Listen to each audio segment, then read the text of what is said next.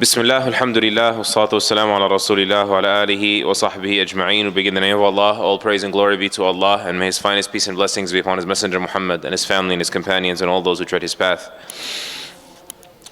Welcome back, everyone. Inshallah, we will begin a series of talks that are unrelated. Inshallah Azza wa Jal, due to a number of reasons.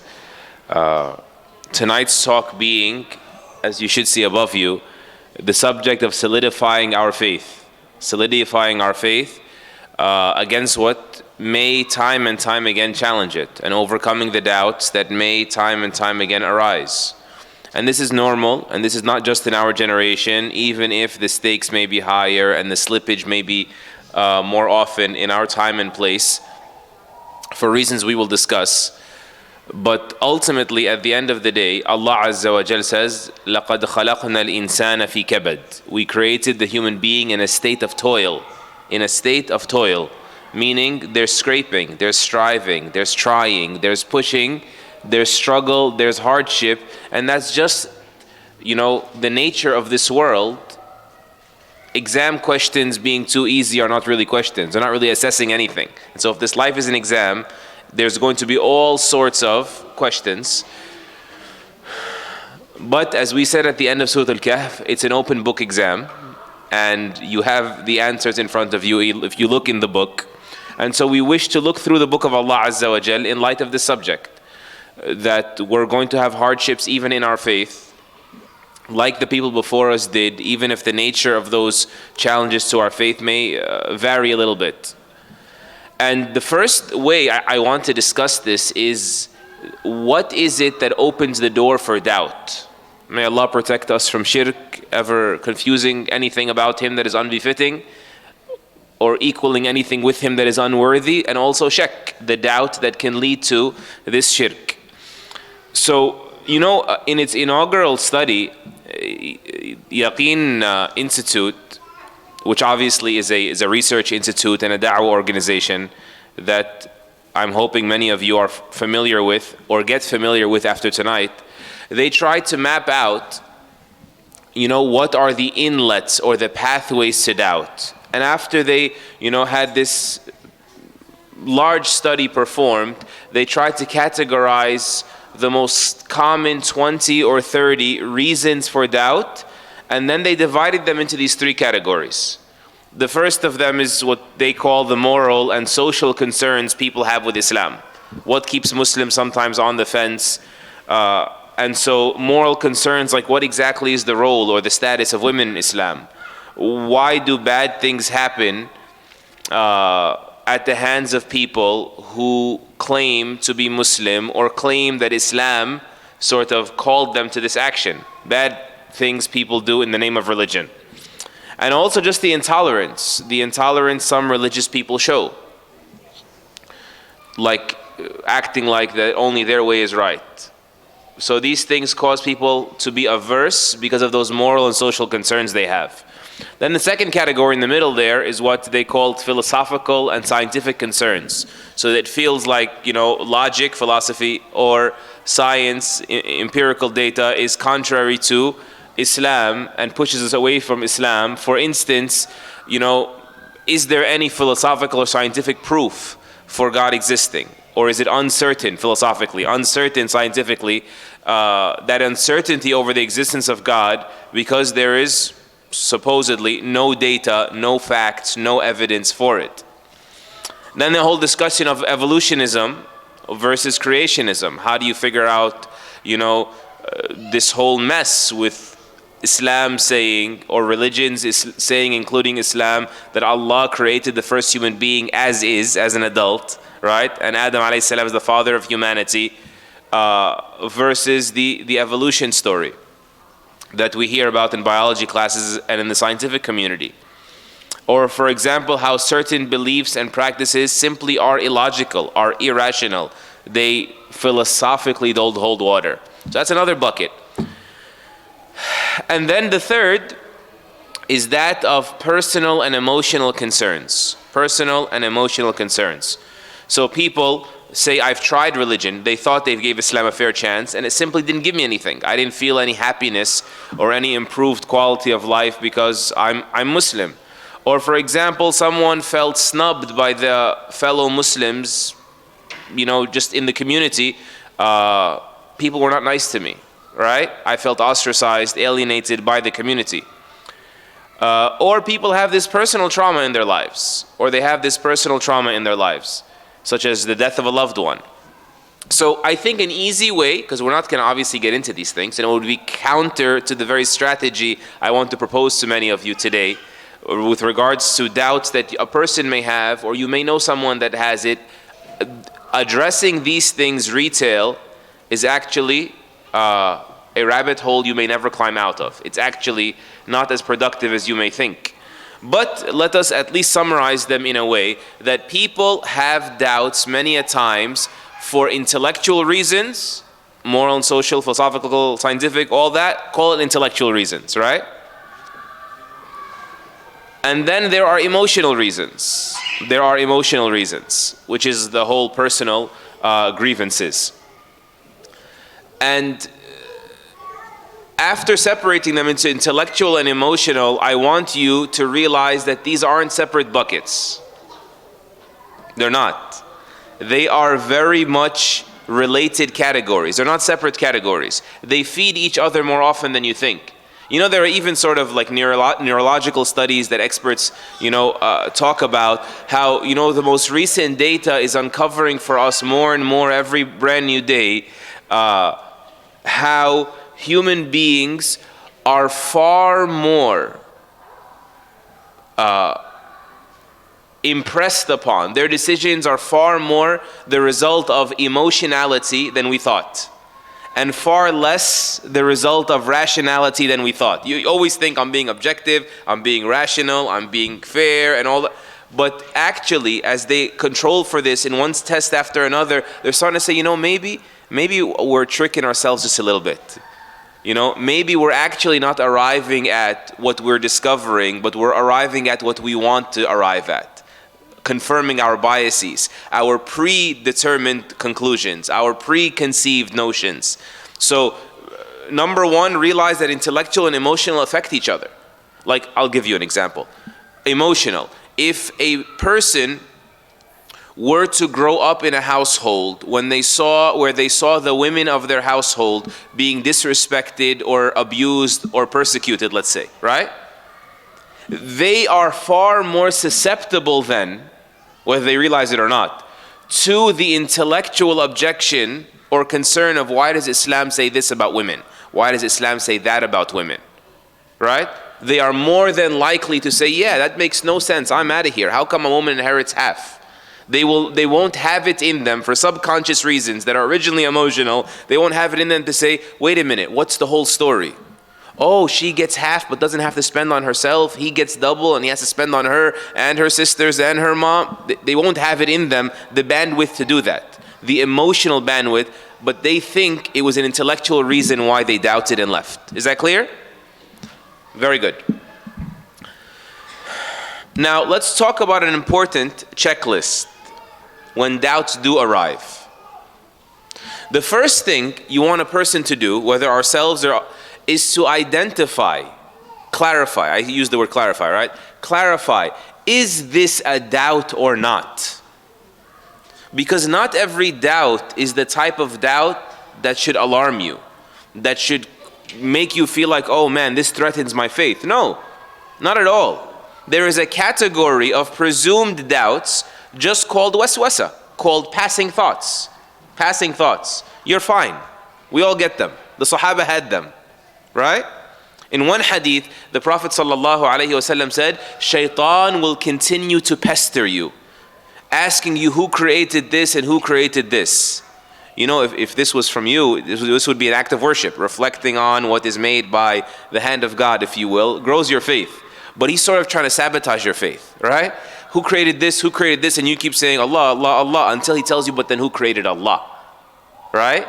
He tries to confuse you there about this cause and effect thing, this createdness of things is a rule of our world. It does not apply to Allah Azza wa Jal. He is not part of our world. He is the creator of our world and its laws, subhanahu wa ta'ala. And so he said, when shaitan asks you that question, who created God? Say, amantu billahi wa rusulih. Say, I've believed in God. Ignore that question. Because if you don't ignore that question, you will actually have no answer for it. If you actually give in to this passing thought, you start entertaining it, it gets louder and louder, you will get sucked into a black hole that we call radical skepticism, radical doubt. You'll develop a psychology of just doubting anything and everything. And if you develop that, then no proof will work, right? No proof will work. If you tell me now, well, how do we know God exists? I'm going to tell you, well, how do you know you exist? And then you're going to say, whoa, that's deep. That's true. Maybe I'm inside the video game of an alien, right? Maybe I'm part of, an extraterrestrial's imagination. You'll just get sucked into this, and it would render life meaningless, and it would render you paralyzed, right? And so ignoring these whispers is the only key. It's the only way. Don't get bogged down by them. And in another hadith, the Prophet ﷺ said, إِنَّ اللَّهَ تَجَاوَزَ لِي عَنْ أُمَّتِي فِي مَا حَدَّثَتْ بِهَا أَنفُسُهَا مَا لَمْ تَعْمَلْ بِهِ أَوْ تَكَلَّمْ بِهِ. Allah has pardoned my ummah for whatever its soul suggests to it, these passing whispers, so long as it does not act on it, and so long as it does not speak of it. Speak of it means what? Like accept it, let it settle, and advocate it. Doesn't mean like ask an expert, hey, what do I do here? Right? That's fine. But when you believe it, how do you know you believed it? Because you acted on it or you promoted it. You promoted it. That's the idea. Any questions on this? The Sahaba, I said to you, had this issue. The companions of the Prophet ﷺ, one of them said, Ya Rasulullah, and they were several, but in one incident he said, I hear things like these thoughts, these astaghfirullah thoughts, come to me sometimes. They're so bad that if I were to free fall from the sky to smash on the ground, I'd rather that happen to me than actually explain to you what I'm hearing. Horrible, right? Jazakallah khairan, Mr. Adorable. How am I supposed to reach that now?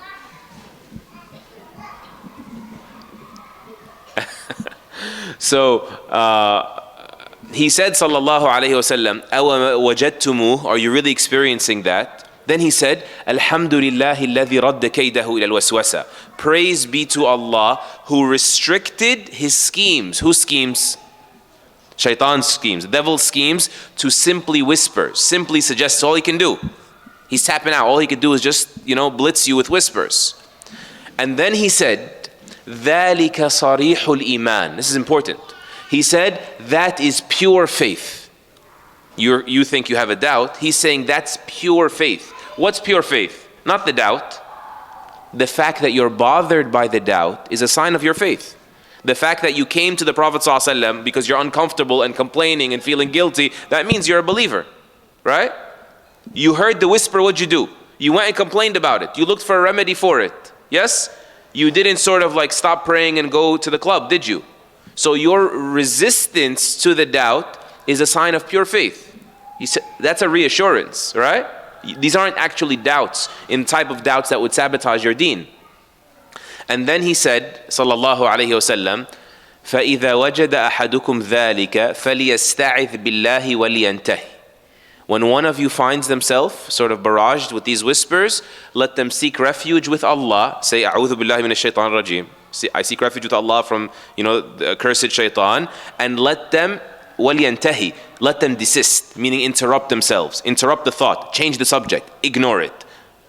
Even people that have like obsessive compulsive disorder, when they go to those cognitive behavioral therapists, all they do is what the Prophet ﷺ said in that hadith. They teach you how to self-interrupt, how to sort of, over time, train yourself to not give into that pestering prompt inside you to, keep chewing your nail until you bleed, or keep washing the dishes until your skin falls off, or whatever it is, right? So to teach yourself to ignore these is how you deal with passing thoughts. Or else their volume gets higher, you ignore them, their volume gets lower until they disappear altogether, inshallah. Clear? Second subject, stratify. Stratify means put them in sort of like a hierarchy. Grade them. What does that mean? That means there are sometimes you have actual questions about Islam, right? They're not passing thoughts. They're legit concerns, legit or pressing confusions you have, but you want to say, wait a minute, am I doubting Islam here, or am I doubting something in Islam here? Right? That's very important.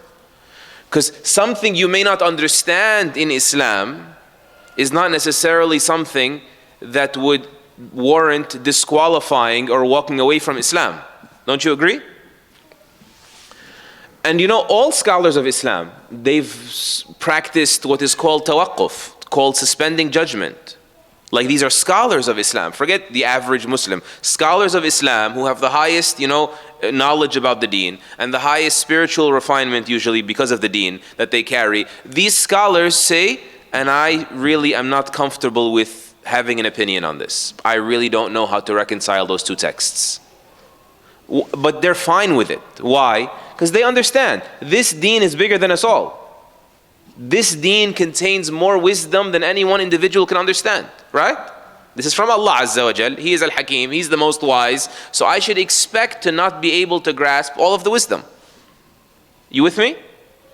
And so to say, oh yeah, I'm not really doubting Islam here. I'm just not understanding. I have a misconception about something in Islam and it's causing some discomfort. That's fine. It's fine for that to happen. Because humans want to know. Humans want to be certain. The fact that you can't have certainty in every last detail of the deen, what it means or why it means that, is not a deal breaker. And another reason for this, why it's so important to stratify, is because let's say someone else brings you the doubt, right? You're not, what is a good enough answer for you may not be a good enough answer for them, right or wrong? So where are we going here? I remember there was a Christian missionary sister who she used to attend classes. I found out after a while. We used to debate with her every day in the computer lab. She ran the computer lab in college. She used to attend classes every Wednesday on how to debate Muslims on their book, on the Quran. And so I was giving a talk on my campus, Brooklyn College, about women's rights in Islam and how Islam honored women and distinguished them, to the end of it. She heard me say something and she walked out. The sister told me, by the way, so and so, I forget her name right now, I probably wouldn't mention it anyway, but she walked out. I was like, why'd she walk out? So everything I was saying was really flowery and nice. So next time I saw her, I was like, I heard you didn't like what I had to say. We had a good relationship, we could talk through these things, right? She said, it makes no sense. You talk about justice and even gender justice, then you say in the same breath that your prophet said, your mother, then your father. That's not justice. Can you imagine? That's the one hadith that gets all the girls to go, oh, Islam is so beautiful. And that's the one hadith that sort of drove her away. Right?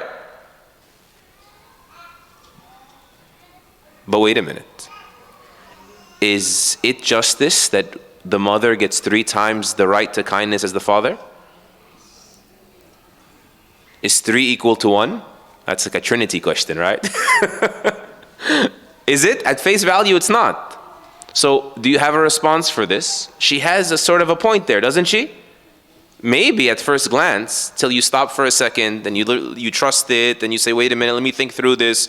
There's a wisdom here, perhaps there's a wisdom, and then you say, like Al-Qurtubi rahimahullah said, it's because she carried you by herself and delivered you by herself and then nursed you by herself, and then the dad sort of helped a little bit more with the other stuff, and so therefore she has triple the right in full justice. This is the right to kindness, obviously, that is intended in this hadith. But what I'm trying to say is here, is that a reason, if you couldn't understand what is the wisdom for the triple emphasis on mom over dad, to say Islam is unjust? No, I just don't get it, right? Many people, because they think something is objectionable to them, to their taste, they think it means it's impossible. No, it's not impossible. there's also a possibility that we simply don't understand this. Right or wrong? Maybe there's a reason why I think it's unacceptable. By the way, I found out later, do you know why she couldn't get around that hadith? Because she hated her mom growing up. She admitted this to me. We'll talk about that. More emotionality than rationality sometimes, right? But you may not always notice it. So stratify. Is this really a doubt of Islam, or like a doubt, a misunderstanding, an unknown that makes you uncomfortable within Islam? Because that's normal. When the companion said, or the man before he became a companion said, "O Messenger of Allah, I want to become Muslim, but I find resistance inside me. أجدني كارها, like I would be doing it against my will. قال أسلم ولو كنت كارها." He said, become Muslim, and even if you don't like it, even if it's like uncomfortable for you. Breaking habits takes time. Getting used to the light after the dark takes time. Doesn't mean the light is bad, right? And so don't allow that to erode your yaqeen. Your little bit of a doubt about something within Islam should never challenge your fundamental belief about Islam to begin with being the truth. For very good reasons. You should learn about them. Not wishful thinking, not blind faith. It is very, very, very justified for so many reasons. Okay. Number 3, you have to have a strategy when you deal with doubts. What is the strategy? Don't seek out doubts to get rid of doubts. Why? Because there's too many, right? If your faith is going to be dependent on having the right answer for an endless number of criticisms, endless number of doubts, endless number of accusations, then you'll die before you develop some faith, right? Here's another reason. You need to realize that getting rid of your doubts and building your faith are actually two separate things. What do I mean? Let's imagine you had the intelligence and the lifespan to answer every single doubt. That just removes an accusation from Islam, right? It doesn't actually prove the truth of Islam. So example, let's go back to the woman example. Islam oppresses women. Why do you say that? Here's a list of ayat and ahadith. Let's say you're able to arrive at a satisfactory answer and even convince the person in front of you with answers that are good enough for them that those don't mean Islam oppresses women. What have you done there? Have you proven Islam is true? You haven't. You just proved that Islam doesn't oppress women. So, right? If Islam promotes violence, why do you say Islam promotes violence? Here's 115 texts between the Quran and the Sunnah. We get through all of those, all it means is what? Islam is pro-peace. So what? Everybody's pro-peace. You get it? You've just made Islam acceptable. You haven't made Islam valuable or distinguished. And so building your faith is such a better strategy than trying to dismantle your doubts. Is that clear? You believe why you believe. You develop why you believe Islam is true. Then let the doubts come. If I have time for them, I have time for them. If I don't, I already know what I'm standing on. I know why I'm standing on it. As Ibn al-Qayyim says, the best advice I ever got in the world after Quran and Sunnah is the advice of Ibn Taymiyyah, my teacher, rahimahullah, who said, don't let your heart be a sponge. It just, come at me. I'll soak it all up. No, who can do that? Who can handle that? You will have no choice but to soak up all the doubts, and they'll continue oozing out of you even after you wash the sponge 100 times. Still some soap keeps, oozing, right? You'll still not be able to get rid of all the residue. He says, so he said to me, don't be like a sponge, be like solid glass that sees the doubt but doesn't suck it up. You build out your glass defenses. You build out your bulletproof glass. So the doubt hits it and it slides off. And I'll actually give you guys a personal story of mine. I don't want to over dramatize this. I've never left Islam, alhamdulillah. But I'll tell you, I had a professor in college, undergrad. The class was Modern Middle East, understanding the makeup of the modern Middle East. The professor was he was a secular Jew whose PhD was in the modern Middle East. His specialization was the fall of the Ottoman Empire. But this guy lived to be a contrarian. He just lived to disagree with people. He just lived to prove people wrong. And so he actually was very anti-Zionist, just I believe he didn't care. He just is poking the buttons of the Jews in my campus. That's the reason why. He wanted to be like the eccentric Jew. And then when it came to us, the class is Modern Middle East. We walk into class one day, and he has a Xerox, a photocopy of a page from Sahih al-Bukhari, the hadith collection, Sahih al-Bukhari, English.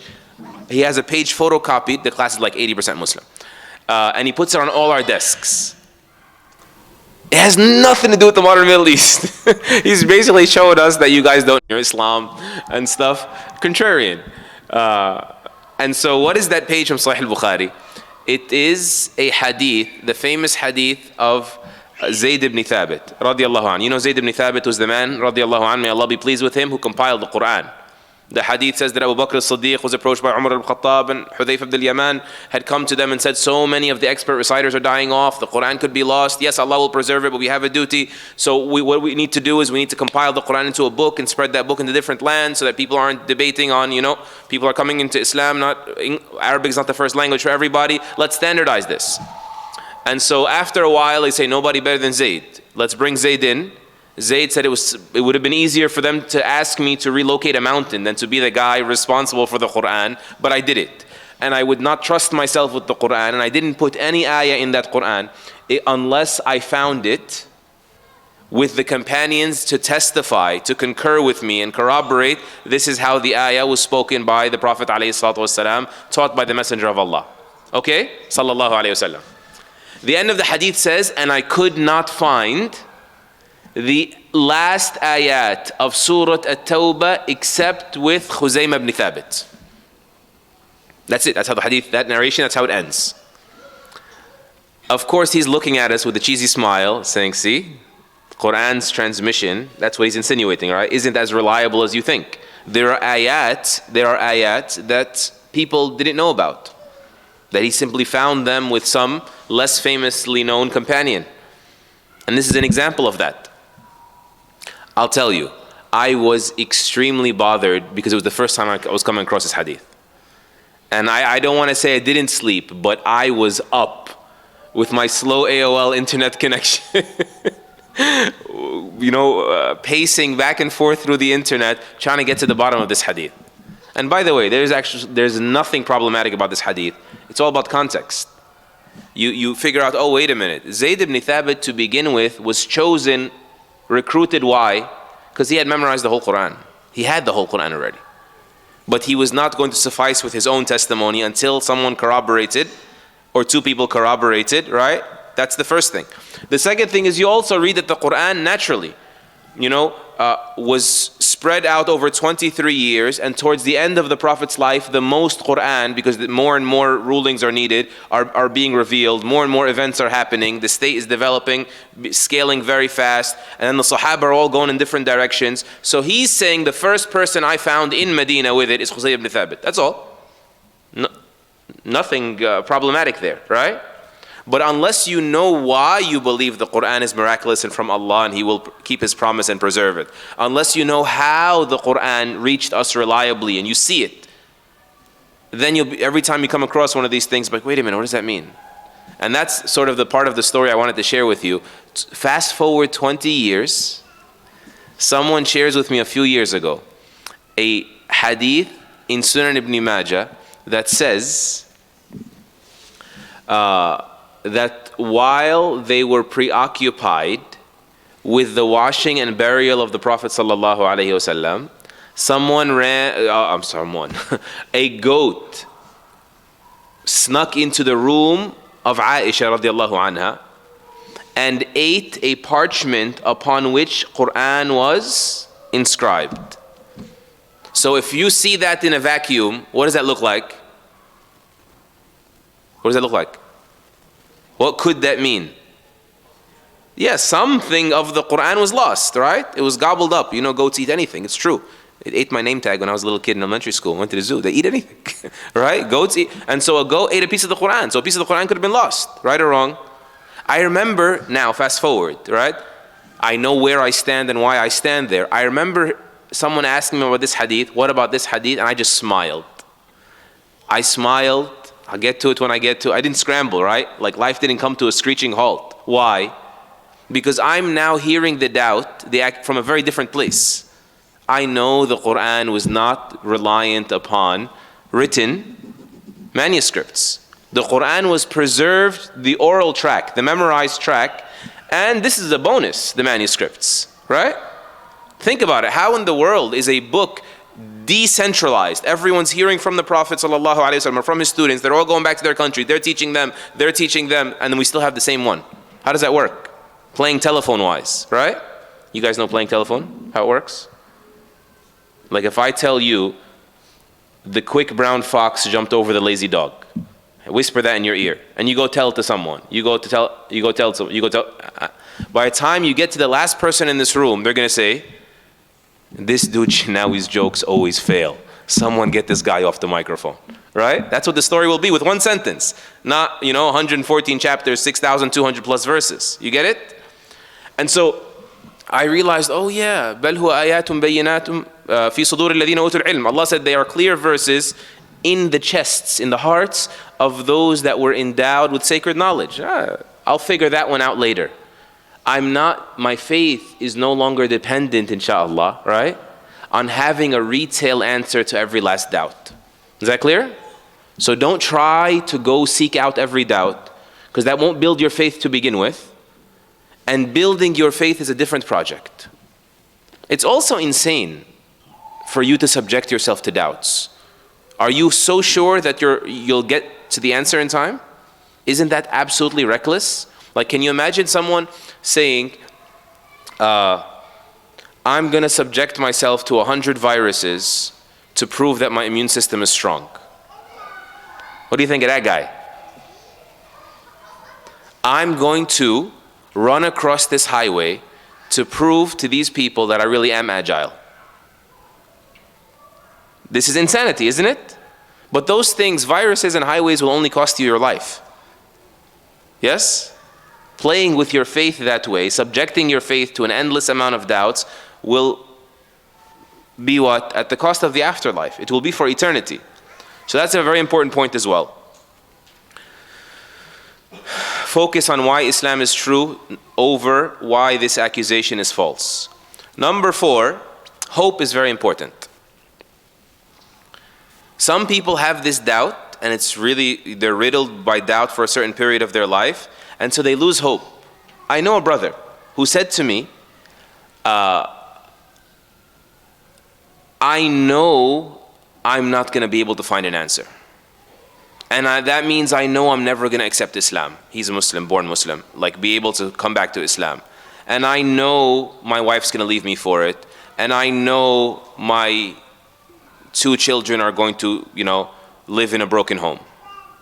I told him, then why are you asking me any questions? If you already know there's no answer, right? And so hope is very important. Sometimes it's even like a doctrinal issue. People think that I've technically already left because I have these questions, therefore I might as well just keep going. You get it? So be hopeful. There's no reason for you to panic. Insha'Allah, just put the work in.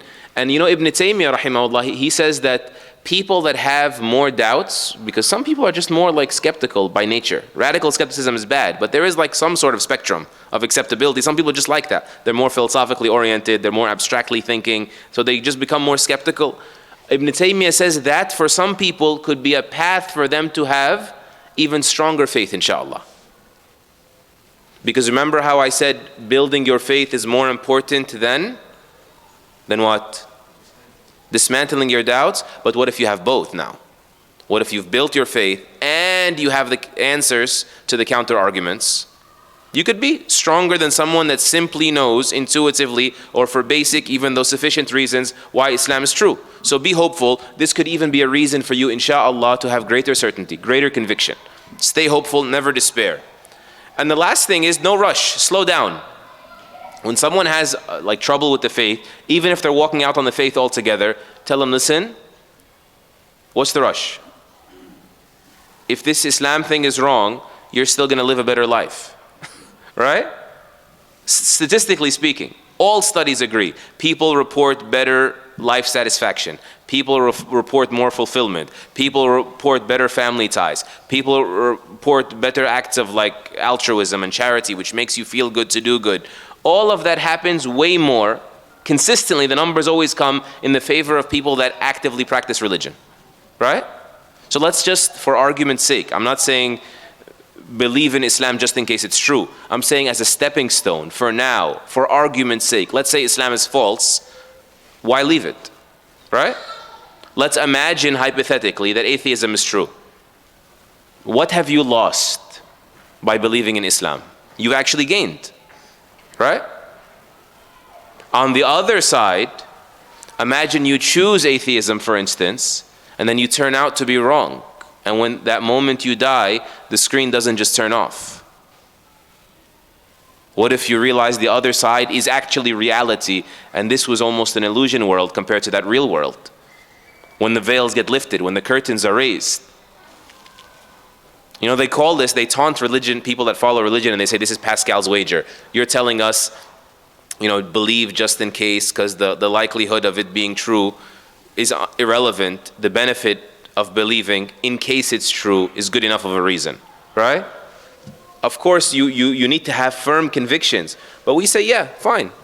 This is even the earliest Muslims. It's reported Ali ibn Abi Talib radiallahu anh, he said something to this effect. He said, زعم الطبيب والمنجم كلاهما لا تبعث الأجساد قل إليكما قلت إليكما. That the doctors weren't very respected a long time ago because medicine was very primitive. So the doctor and the astrologer both claimed that the bodies will never come out of the graves. I said, get away from me. If it is true what you say, astrologer, physician, right? إن كان حقا ما تقول فلست بخاسر. I've lost nothing if it's true what you say. And if it's true what I say, that there will be a resurrection, فَالْخَصَارُ عَلَيْكُمَا. You guys are the biggest losers ever. And so there's really no rush. What is the rush? You know, for someone to, when the stakes are that high, to say, yeah, I Googled it and the first 5 answers weren't good enough for me. That's what your purpose and your eternity means to you? I asked the Shaykh and he brushed me off, or his answer wasn't good enough. That's what your eternity means to you? And it's not like, you know, also when we speak about Islam, Islam is not some sort of like cult. It's not like there's 17 people behind the minbar that are the ummah. Islam is a religion of 2 billion people, just in our era. Islam is the religion of people from the east to the west, postmodern and pre-modern, people that have way higher IQs than you, right? It's not absolutely bogus that I'm not going to entertain this for another 30 seconds, right? Humble down and slow down. There's no reason to rush, and there's no reason to act like there's something very valuable that I'm going to miss out on if I don't jump ship right now. Here is, and I'll be done inshallah in 8 minutes. Here is a very important ayah that we would be remiss if we don't address. When Allah Azza wa Jal speaks about faith and strength in faith, He connects it with strength in commitment, strength in piety. الذين آمنوا ولم يلبسوا إيمانهم بظلم أولئك لهم الأمن وهم مهتدون. Those who believe and they don't corrupt, they don't pollute their belief with the injustices they commit, they are the ones that will have security and they are the ones that are rightly guided. And so this ayah is telling you those who believe and don't corrupt their belief with what? It doesn't say doubts, it says wrongdoing. So seeing doubt as many times being sourced in a casual commitment to Islam. It's negligence, it's disobedience, it's defiance, right? And how that infects the heart. You know, a lot of times we could be empathic and say, you know, this person is suffering from doubt, but we don't want to make them feel like they're a victim, feather in the wind that can't control anything. You want to empower a person and tell them how it is. By the way, there are such things out there called moral weakness. You need to pick yourself up by your bootstraps. You need to do your homework. You need to be more committed to the deen, and then you'll start seeing results. Or else we're just selling people out. When you make them feel like, oh, it's none of it is your fault, you're just a victim of your circumstance. Tell them, no. There's a fraction of this that allows for you to be a victor, as they say, of your circumstance, right? Take control of your destiny. And I want you to look at this chart very quickly, and it just reminds us of the beauty of the Quran's language, right? When the hearts are polluted, when the hearts are corrupted, when faith is compromised, what did Allah call it? He didn't say necessarily the hearts are black. That's not really the standard language, even if there's maybe a reference to it. It doesn't say the hearts are dead, even though the hearts, there are ayat, ahadith where the heart might die, right? It usually says fi qulubihim marad, marda, right? The hearts are diseased. And there's such like beauty in the fine tuning of the Quran's language, those kernels of nuance, they're a treasure for us. Why diseased?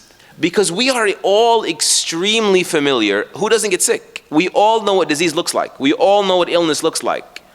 And so Allah is giving you an in-depth angle to understand what happens to your spirit as well. When He says there's spiritual diseases out there. So like you look at when you're diseased, the disease damages your perception. Give me an example, guys, quick. How does it damage your perception? Come on, give me an example. Do sick people sometimes go blind or not? You weren't thinking of an extreme example like that. That's exactly what I'm trying to do here, this exercise. Think of the spectrum of what happens with disease. Let's think of a less extreme example. When you're mildly sick, let's say a fever, can you hallucinate or not? Let's say you're not even hallucinating. Can you be a little bit disoriented from the fatigue of an illness? Right or wrong? Just a balance issue. Yes?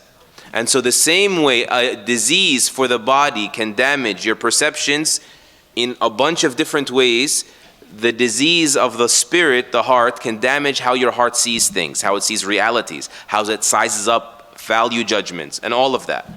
Then you go to strength. When you are diseased, does it not affect your strength? Give me an example. Weakness, right? All the way to what? Paralysis, or maybe irreversible, requiring even amputation sometimes. There's a whole spectrum, right? You know, someone, when they were reading this to me, they say, yeah, junk food tastes mad good when I'm not being healthy. And when I'm being healthy, I can't stand junk food. The perception is affected. Likewise, the strength is affected. So when you go to the spiritual disease, you need to know that your willpower is also affected when the heart is polluted. Your strength to do the right thing, not just see the right thing as right. Then you think about vulnerability. When someone is sick, they are more vulnerable to become more sick. If you get dizzy, you can bang your head. Right? If you have HIV, you can die from the flu, and so on and so forth. Likewise, when a person, it's a slippery slope, you give into a sinful lifestyle, it can slip to much uglier places. It can become a satanic lifestyle, a'yadhan billah. And likewise, the body feels the pain of sickness, and that's a blessing, to be able to try to reverse it if you can. And the spirit also feels the pain of its diseases. And so the spectrum of severity between the two, something I wanted you to appreciate.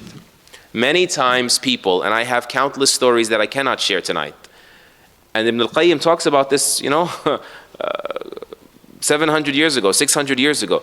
He says usually people, it's a disease of desire, temptation, lack of strength of the heart, so they give into it, and then it flips into a disease of doubts after that. You want to start justifying, you want to not feel guilty, and so you begin to move the goalposts. But these, of course, feed into each other, both of them, the doubts and the desires, the diseases of the heart. Last slide, How do you build faith? So, that's profound. Can someone adjust this? Huh? Oh, it's social hall. Thank you, social hall. So we spoke about how faith is lost. It could be a desire that leads to a doubt, and that's the slippery slope. Now, how is faith built? Because we said building faith is the most important. So modern psychologists, social scientists, they look at the patterns in human behavior and why they believe certain things. They say that faith is built either because of your associations, who you associate with. It's called social conditioning, right? You believe this restaurant or this fashion or this religion is better because of just what's around you. You take it from the air. And then there's persuasion, because if you're persuaded of something, you're more likely to break away from the herd because that's the way Allah created you. You respect your mind, you value your mind. When your mind is compelled to something, you might break away.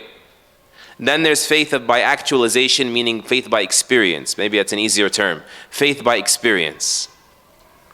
And it's extremely important for us all to be invested in experiencing our own faith. That's what I want to focus on here. I'll tell you why. If everyone and their mother likes cheesecake, you're probably going to like cheesecake. Yes? But then the doctor persuades you that, no, you're a special case. You have a severe condition of diabetes. You can die from cheesecake. Will you be able to resist the herd effect and stop eating cheesecake? That night at least? That's actually what I'm actually getting to this. You'll say, yeah, absolutely. You may even be disgusted. You see it as death, right? But then week in, week out, you're called the party pooper, you're being sort of shamed. Come on, man, just a little bit. This is a small slice. This is organic. This one is cane sugar, right? This one's fat-free creamed. And they just keep pestering and pestering and pestering, even though you're persuaded. Your new conviction is cheesecake is bad. What's going to happen over time? You're going to unpersuade yourself because of the power of association. Association is the most common reason for you to have a belief in anything. Okay? Experience is the strongest, but association is the most common. So you'll start saying, maybe I'm better now. I mean, it's been 2 months since the appointment. Maybe I'm better now. Maybe you actually don't have good reasons to believe that. You just, the maybes, because you want it to be true. Remember what we began with, the bias that you want to confirm? Maybe just half a slice, right? maybe, and then you unpersuade yourself because of the power of socialization or the atmosphere, the environment. But if you actually experienced death by cheesecake and Allah permitted you a second life, I would like to think you'd be farther away from caving. Right or wrong? That faith is the exact same way. As for association, that just tells you the importance of us having, this shows you the power of community. To offer the right emotional input where people can feel at peace with their Islam, right? To associate with more Muslims. To be less, pressed by that feeling, that subconscious feeling in the outside world that I'm a misfit in society. That could be more powerful, by the way, in saving the faith of people and keeping doubts off than 1,000 lectures. Because that's just how most people operate. And then you talk about persuasion, and that's the power of knowledge. Owning, learning about your faith and the why of your faith, why it's true. The intellectual input, the data. And then the third one is something no one can do for you but yourself. That's the power of community. It's the power of, or the importance of, research institutes and the right kind of content, intellectually stimulating to persuade. But then experience, you got to put in the work. That's the power of worship, right? That's the power of worship. You keep knocking, you keep knocking. As Ibn Mas'ud said, Allah will open the door. You just keep knocking. You think you're going to keep knocking on Allah's door and He won't open? As Ibn Ata, a secondary, rahimahullah, he said, don't ever abandon the dhikr of Allah Azza wa Jal, remembering Allah, because you don't feel your presence with Allah. You say, I don't feel it, so I'm going to stop. He says, no. He says, your forgetfulness of His remembrance is worse than your forgetfulness in His remembrance. Like for you to remember Allah in your prayers, in your Quran, even if your mind drifts, it's better than you not doing it to begin with. You get it? Your forgetfulness in His remembrance is better than your forgetfulness away from His remembrance. And perhaps He'll elevate you eventually. Just keep knocking, right? Elevate you from being heedless to being alert, and from being alert to entering in His presence, and from being in His presence to seeing everything else as insignificant except the one you're remembering. And Allah can certainly do that for you. It's not difficult for Allah, He said. You keep knocking. People say, I stopped praying because I didn't feel it. Remember I told you that? They felt like they didn't get anything out of religion. Tell them that's the greatest sign of sincerity, that it's not pleasureful or pleasurable for you, yet you still did it. That means you're sincere. That means you did it for Allah's pleasure, not for your pleasure. Keep knocking. You tell people that's the power of worship. I shared with you guys a story before about the Baptist woman, right, who my friend tried to persuade. I think it matches up really well with association, persuasion, experience. He's talking to her and she's like, listen, no matter what you say, she's like 70 years old, you know, bonnet and long skirt, Southern Baptist. And she said to him, you will never persuade me to be Muslim. Do you know why? He said, why? She said, because Jesus speaks to me at night. If you just believe in him, he'll speak to you too. So he realized dead end, so he quit. Like, okay, I gotta regroup, think of a new strategy. He comes back to her a few days later, he says, you were right. She said, what do you mean? He said, he spoke to me. She said, who? He said, Jesus. She said, what? I told you, you just gotta believe. You know, one of those believes. And he said, yeah. Well, he said he didn't know you. She said, what? He said, yeah, he said he never spoke to you before. She said, you weren't speaking to Jesus, you were speaking to the devil. So he's like, lady, one of us was speaking to the devil. How in the world do we figure out which one was speaking to the devil? Like, you can't base your faith on some voices you hear in the dark, right? She says, I know you tricky man. She just kept, but moral of the story, she never became Muslim, as far as I can tell. Why? Because she believed falsely that she experienced faith. Can you imagine now for a Muslim that has all three? That's how powerful experience is, even if it's presumed, right? Imagine you have the association element, the power of community. You have the persuasion element, Islam is actually objectively provable, right? And then you experience it yourself. That's when you own faith. As Dr. Hatim al-Hajj says, that's the day, may Allah forbid, that you wake up in the morning and everybody left Islam, the Imam of the Masjid, may Allah forbid, left Islam, and you don't even care. Like, so I don't care. I have my faith. My faith doesn't get rattled. I own it. It's mine. It's not dependent on anything anymore. May Allah allow us to have faith that never wavers. Subhanakallahumma bihamdik, shadu an la ilaha illa anta, nastaghfiruka wa natubu ilayk. Jazakallahu khairan.